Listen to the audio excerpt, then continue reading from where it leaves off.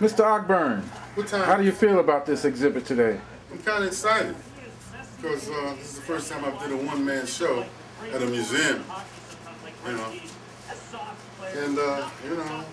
How did all this come about?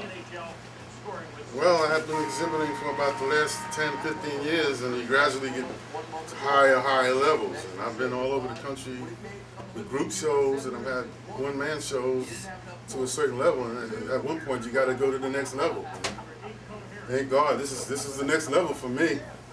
I'm thinking of the Corcoran, the National Gallery of Art.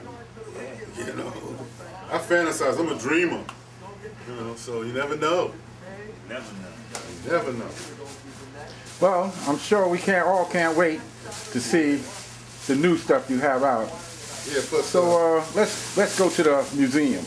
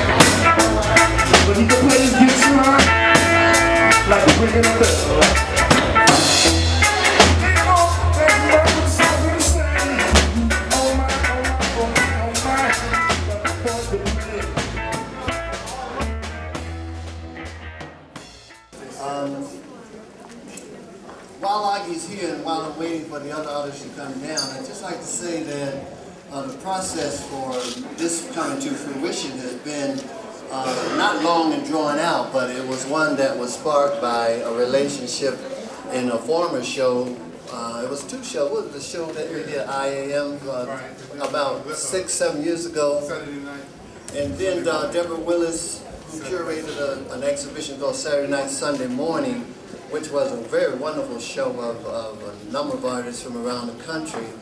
And so from that event sparked a relationship that sort of like took off in first gear and second gear, and Oggi and some other people who spoke well of Oggi's work in volume sort of induced me to look further into looking at Oggi. And when I met Oggi, I just was turned on to really him as a person and being a very genuine individual who had a lot to say about what he does in his life, not just as a photographer, but as a human being. Even from really behind. turned the corner to make this show happen as a reality for a one-man show.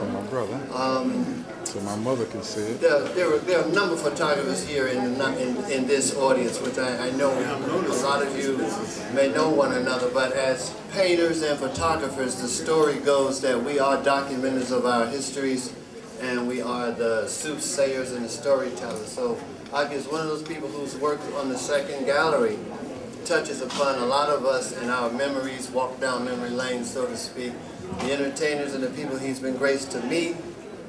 And not just as a he's not a paparazzi, he's a photographer who's been invited to and assigned to document people. He's done a wonderful job with Dr. Chancellor Williams and John Heinrich Clark and so many of the great people who've inspired us to be who we are today. So I'd like to commend Oggi. I'd like you to say a word to your assembled band.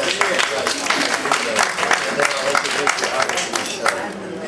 I'd like to thank everybody for coming out. We had a hard time coming up from DC. The rain never stopped. But you know, one of the things about taking pictures of entertainers, it's gotten to the point now that they have a thing called cool jazz, and I felt that I didn't want, I don't know, I forget his name, but he's sort of like the cool jazz guy. And you know, we don't hear jazz on radio anymore, but you know, like Phyllis Hyman and Anita Baker, people that have real talent, you know, sort of not getting record deals anymore, and we're not really hearing, personally, good music like we used to hear. I started out taking pictures of Earth, Wind and Fire, people that played their own instruments, you know, War and Ohio Players. But I just want to say that there's some people here. Eric Hughes came from Denver, and he really got me into taking pictures before I even knew how to take pictures. He got me a job, $20 an hour before I even knew how to take pictures. We had to talk about photography for 3 hours. So I was showing films of Gordon Parks and stuff. But Eric came from Denver, and he's the great-grandson of Booker T. Washington. So we were upstairs taking pictures of his great-grandfather. And I don't know what to say. I'm just excited to be here. The art is excellent, and you know, basically, I was telling people the pictures that I have on my wall is, you know, Desmond Tutu, Nelson Mandela, Rosa Parks, and of course Chancellor Williams. And you know, they inspired me and uplift me when I look at them, because the things that they paved the way for us to be where we are now.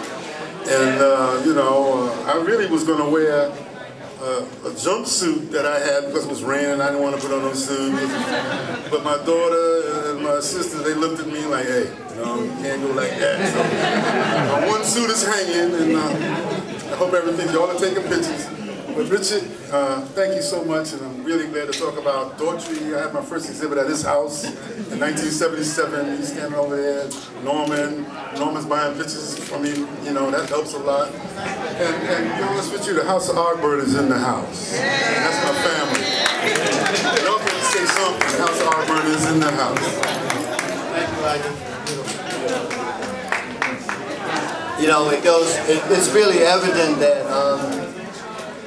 the sincerity that blooms from someone like Oggi is evident by your being here on a night like tonight, when it's raining and it's cold and dreary, and people come from different cities to be with somebody who has committed themselves to doing something of that quality. I think it's commendable. I think it's an act of love to see you all come out and to do what you're doing in support.